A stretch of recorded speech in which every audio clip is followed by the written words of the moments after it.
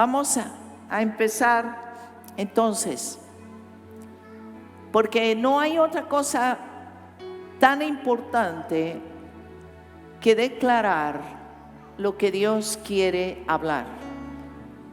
Y hoy Dios quiere tocar un punto importante,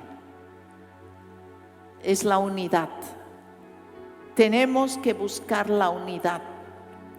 La unidad en la iglesia determina muchos aspectos en la vida cotidiana.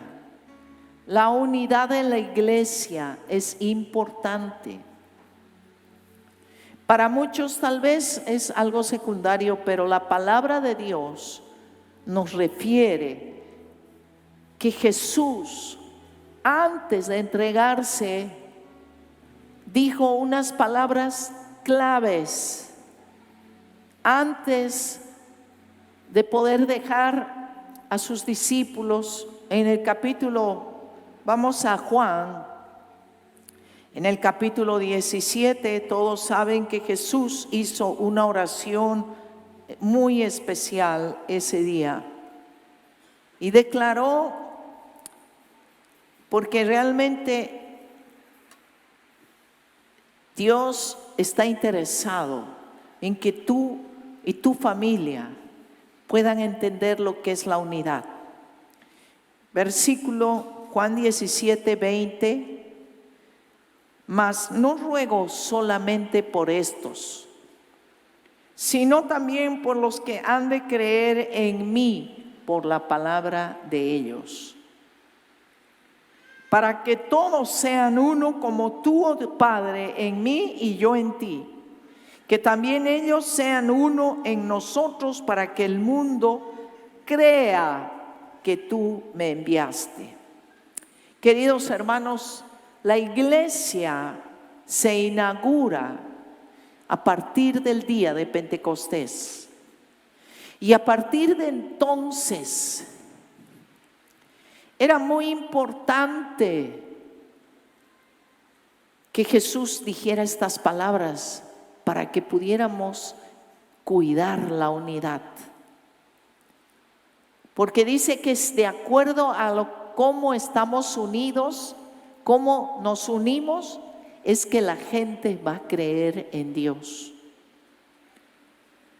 Fue el Espíritu Santo el que inauguró la iglesia, abrió la iglesia a través de este fluir del Espíritu, pero Dios mandó al Espíritu Santo también con el propósito de unirnos, de ser uno solo, con el propósito de que en la iglesia tuviéramos una idea guiados por el Espíritu, no conforme lo que nos enseña intelectualmente lo que es la unidad, sino conforme al Espíritu Santo.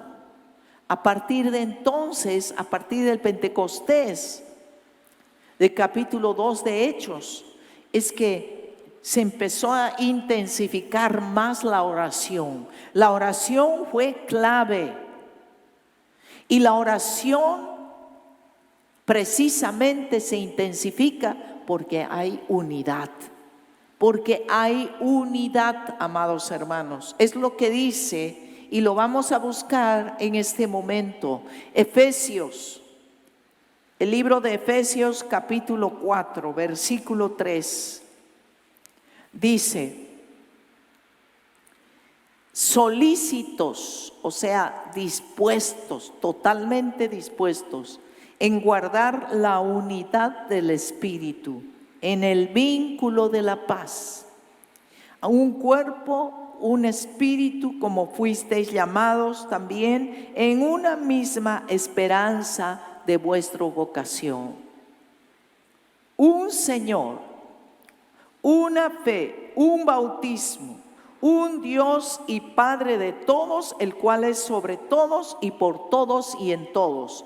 Aquí no existe, amados hermanos, que todos los caminos llevan a Dios, que no importa si yo creo en Dios, no importa que Dios, no, dice un Dios, una fe, un bautismo, uno.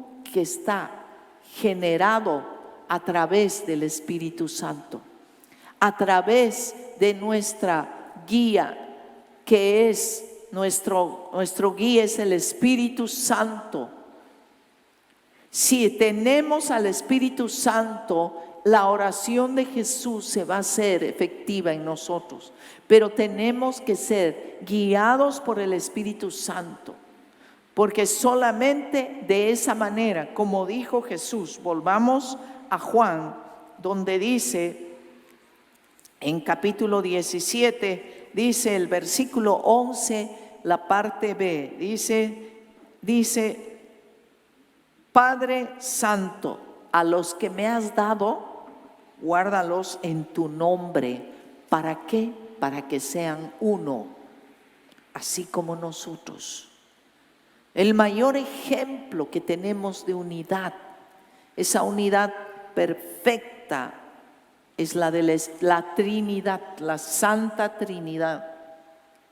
Dios Padre, Dios Hijo, Dios Espíritu Santo, en una unidad perfecta, en una unidad de amor, en una unidad de respeto, en una unidad, queridos hermanos, de armonía. A eso me refiero. No es estar juntos solamente, sino hay que estar juntos y en armonía. Y eso lo estableció el Espíritu Santo. Y si no está el Espíritu Santo, no se puede dar este milagro, porque este es un milagro que no existe en la tierra, en ningún gobierno, en ninguna entidad, en nada. Solo en su iglesia, de aquí de la iglesia, es que sale la verdadera unidad que debe ser en el Espíritu. Amén. Por eso es tan clave cuando dijo Jesús que sean uno, no solamente, como les digo, estar juntos, porque muchas veces hemos tenido y tenemos todos los domingos reuniones juntos, los sábados los jóvenes, tenemos reuniones, las células, pero ¿están todos en armonía juntos? No, no es así, porque hay que trabajar en esa unidad. Porque la división viene, hermanitos, del egoísmo. Y de que muchas veces ponemos primero nuestros propios intereses. Primero ponemos nuestras conveniencias y después las cosas de Dios. Eso es lo malo, que ponemos las cosas de Dios en segundo plano y no en primer plano como debe ser.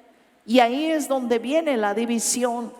Y cuando hay un deseo también de alguien que quiere destacar, que quiere ser aún más importante, quiere ser famoso, quiere, no sé, destacar de alguna forma. Cuando hay esas cosas, hay división. Hay división, hermanitos. Por eso es tan importante que aprendamos nosotros, aprendamos a vivir en armonía. Aprendamos a vivir en armonía. Como lo dice en el Salmo 133, muchos lo saben y lo saben de memoria, pero eso no es solo una poesía, eso es una realidad. Y eso lo logramos cuando aprendemos a perdonar, cuando aprendemos a soportar y no queremos que todo el mundo sea como nosotros queremos. Cuando tú aprendes aquí en la iglesia, lo trasladas a tu casa, a tu familia, inclusive a tu trabajo. Cuando hay unidad, hay un solo sentir y se cumple lo que dice en Mateo, que si 2 personas o más se ponen de acuerdo sobre cualquier cosa, Dios lo hará. Amén. Por eso es que Dios ha levantado esta iglesia, porque hubo un acuerdo, un sentir entre muy pocas personas, pero aunque fuimos poquitos, Dios hizo algo poderoso y movió todo. Igual tú puedes llevar esto a tu casa. Amén. Pero para eso tienes que morir y menguar a lo que tú quieres, a lo que tú quisieras, a tus deseos, y ponerlos delante del Señor y que el Señor lo haga realidad en su momento, en su tiempo, porque para Dios todo tiene un tiempo. Amén. Amén. La armonía es como cuando estamos escuchando cómo la alabanza ejecuta canciones tan bonitas, y cada vez la alabanza debería estar en una unidad perfecta. En realidad ahí es muchas veces donde cuesta la unidad, porque tiene que haber un menguar en todo. Y como les decía, una banda, un grupo de alabanza se desarrolla hermosamente cuando hay armonía, porque todos están destinados a emitir una forma de cantar de acuerdo a su voz. Todo se armoniza adecuadamente para que todos en conjunto puedan sacar una hermosa canción. Pero no puede haber alguien que quiera ser mejor, o no puede haber otro que cante más fuerte, porque ahí se desentona. Tiene que haber armonía en todo lo que hagamos. El único que tiene que sobresalir en lo que hagamos es Jesús. Amén. Es Jesús el que tiene que destacar en nuestras vidas. Es Jesús el que tiene que fluir de nosotros. Tiene que fluir, y eso se aprende en la iglesia, la verdadera unidad. Pero no es algo que se aprende de la noche a la mañana. Hay que aprender a tener paciencia, porque la gente no va a ser como tú quieres de la noche a la mañana. Amén. Tú no vas a imponer lo que tú crees porque tú sabes que eso es así. No, tienes que tener paciencia, saber perdonar, saber entender que entre todos vamos a tocar la mejor melodía y le vamos a agradar al corazón de Dios. Amén. Amén. Quiero destacar algunos aspectos muy importantes de la importancia de la unidad en la vida del cristiano. Cuando tú aprendes aquí a tener unidad en la iglesia, como te digo, lo trasladas a tu casa. Lo primero que hace la unidad es que la iglesia en unidad se desarrolla y madura. Si tú logras entrar en esa armonía, tú vas a madurar y por lo tanto vas a respaldar para que la iglesia también madure. Amén. Crezca. Cuando hay alguien que quiere ser el más, ahí es donde se divide todo. Ahí es donde todo sale mal. Cuando alguien se cree más porque sabe más, porque entiende más. Hermanitos, Jesús tuvo que menguar, ¿cómo no nosotros tenemos que menguar? Amén. Hay que aportar para la unidad. Otra de las cosas que logramos con la unidad es que la gente vea que hay un Dios, porque únicamente la unidad va a dar testimonio de Dios a otros. ¿Están oyendo? ¿Están oyendo? La unidad en la iglesia habla de que en esa iglesia está Jesús y no está una persona o un grupo de personas, está Jesús guiando a través del Espíritu Santo. Amén. La unidad se logra esforzándose. ¿Esforzándose en qué? En guardar esa unidad del Espíritu, en el vínculo de la paz, como hemos visto. Tiene que haber paz, cuidando nuestras relaciones de toda ambición egoísta, que es lo que divide la iglesia. Pablo decía esto, advertía en Filipenses 3:2 lo siguiente: guardaos de los perros, gente que viene con malas intenciones a la iglesia, gente que empieza a querer filtrarse y se pone carita de bueno, pero tiene malas intenciones. Guardaos de los malos obreros, guardaos de los mutiladores del cuerpo. Aquella persona que aún puede ser un cristiano que tenga un recorrido, pero si no está guardando la unidad, algo no está bien en esa persona. La gente tiene que ver que tú aportas para la unidad. Amén. Pablo decía: guardaos de los perros, guardaos de los mutiladores del cuerpo, guárdense de los que dividen. Hay que entender que en la iglesia no todos vienen con una buena intención. Por eso es importante que tú en tu grupo de casa, allí donde tú vas, tienes que participar de ese grupo de casa y tienes que guardar amistad, transparencia con la gente que te relacionas. Tiene que haber unidad, compañerismo. Una iglesia que está unida se fortalece para vencer al enemigo. Amén. Si nos unimos en esa unidad de amor y de armonía, el enemigo no puede penetrar, no puede dañar ni la iglesia ni tu familia. Si la iglesia está unida, tu familia está unida, porque de aquí de la iglesia sale todo, de aquí de la iglesia. Pero tú tienes que luchar para eso.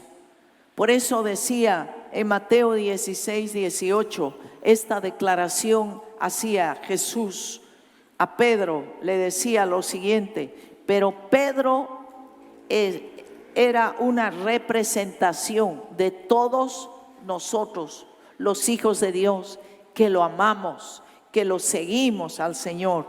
Dice Pedro 16:18, Jesús le dijo: y yo también te digo que tú eres Pedro, y sobre esta roca, porque Pedro significa roca. ¿Y cuál es la roca de la iglesia? Es Jesús. Amén. Dice bien claro en el Antiguo Testamento que Él es la roca, y en el Nuevo: edificaré mi iglesia y las puertas del Hades, las puertas del infierno, no van a prevalecer contra la iglesia. Amén.